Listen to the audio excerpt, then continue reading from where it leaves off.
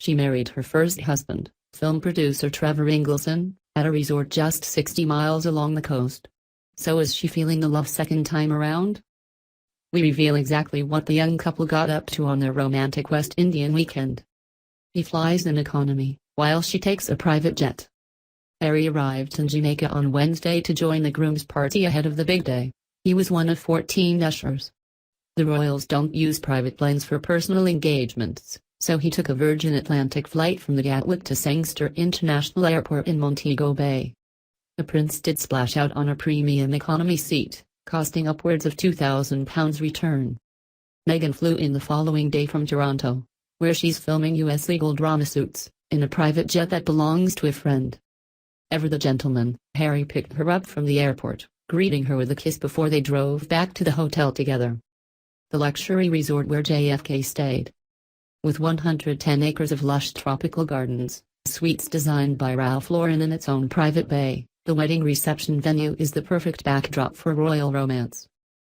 The Round Hill Resort was built in the 1950s as a series of luxurious cottages for rich and famous visitors, and guests have included JFK and Jackie Kennedy, who spent their honeymoon here.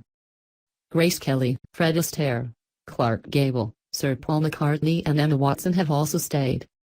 A hotel worker revealed that Meghan and Harry stayed in a £5,000 a night premium luxury villa, the resort's most exclusive accommodation away from prying eyes, which comes with its own housekeeper, 2 pools and a games room with a bar and pool table. Ever watchful of their safety, security guards were stationed in rooms nearby. Guests have breakfast served on their balcony, and options include Jamaican delicacies such as ackee, a fruit like lychee, saltfish with fried dumplings and callaloo, a leafy green vegetable. It's quite a change from Meghan's first trip to the island during her Loki wedding in 2011. She and her husband-to-be stayed at the 4-star Jamaica Inn in Ocho Rios, where they indulged in drinking games and wheelbarrow races before saying their vows. The other, very happy couple.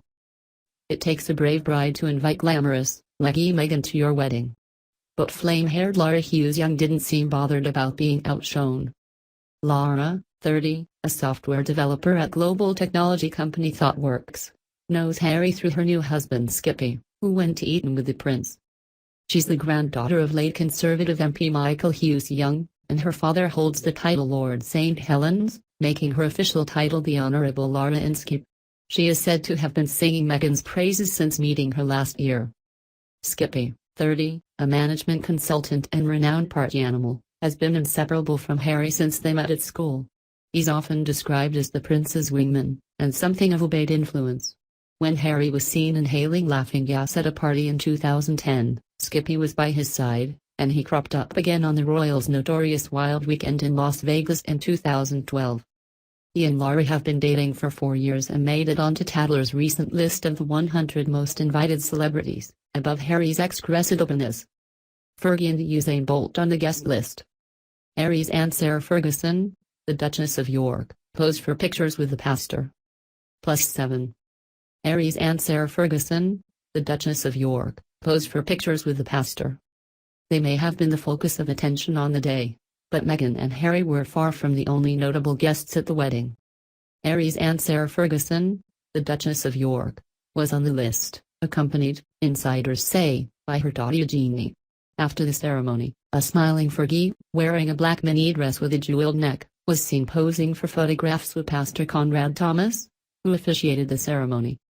Archie Soames, one of the ushers, is the great-grandson of Winston Churchill. And maid of honor Alice St. Clair Erskine is an actress who portrayed the Duchess of Cambridge in the 2011 American TV show William and Catherine, a royal romance.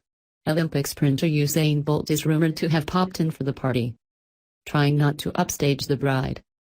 For the ceremony, Meghan chose a £1,200 floral print maxi dress by Canadian designer Awww.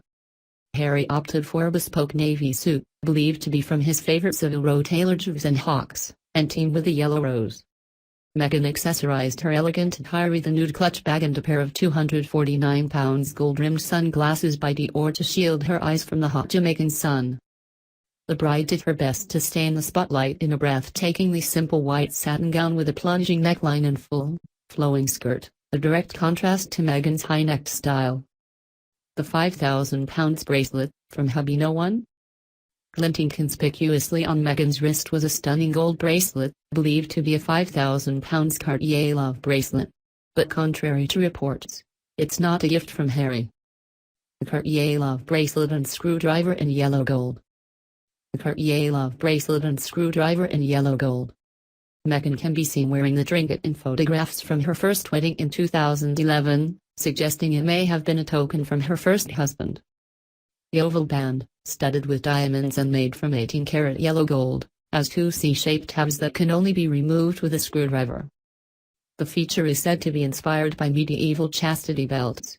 Cartier describes the piece as one that seals love that transgresses convention. Less than apt considering Meghan and husband Trevor divorced after less than 2 years together.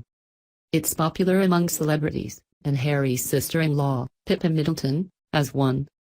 Bob Marley and Vows of Young Man. Laura and Skippy married in the Hopewell Baptist Church, a 1980s built wood-paneled structure overlooking the ocean. Despite having no connections to the country, they decided to theme their wedding around the colorful culture of Jamaica. Pastor Thomas, 43, who presided over the ceremony, invited the couple to respond to their vows with the words "Yeah man" instead of "I do," accompanied by the 220-strong congregation. Harry and Meghan, sitting in the third pew, joined in enthusiastic renditions of reggae classics One Love by Bob Marley and Israelites by Desmond Dekker. The readings were an extract from The Twits by Roald Dahl and a love poem written by Usher J. Warren. The pastor said the couple looked so very much in love. They sat next to each other and held hands as they walked out, he added. I will never forget their radiant smiles, and they looked so happy together. His final, prescient words to Harry were, "It's your turn next, sir." Meghan's tender touch for her prince. Meghan placed a protective arm on Harry's back as she steered him out of the church, and guests say the pair were very tactile throughout the reception as she was introduced to his old friends. At one point they were seen deep in conversation, as a jacketless Harry drank a beer and Meghan an Aperol Spritz cocktail as she continued to rub his back. Minutes later, she moved even closer, gazing into his eyes and putting her arms around his neck. They are both head over heels and don't care who sees it, said an onlooker. Dreadlocks and rum at mother of parties. Laura and Skippy made their way to the reception in a car chauffeured by a Rastafarian named Perry, with dreadlocks down to his feet. The party then enjoyed a Jamaican wedding breakfast, drinking rum cocktails and eating jerk chicken, rice and peas, along with seafood specialities including torched black tiger prawns and lobster. Guests say what started off as a sedate afternoon turned into the mother of all parties. After the speeches, the bride changed into a multicolored outfit resembling the Jamaican flag and posed with bikini-clad carnival dancers in feathered headdresses. Moonwalking Harry's dance floor disaster. Guests say the prince took to the dance floor to impress his new lady. But as he was moonwalking to the Michael Jackson hit Billie Jean, Harry smashed into a waitress carrying a tray of drinks and sent them both flying. A source said the prince was mortified. He gasped, looked shocked and put his hands on the waitress's shoulders and apologized. After spending the evening kissing and dancing, Harry and Meghan made a swift exit at around 1 a.m. while guests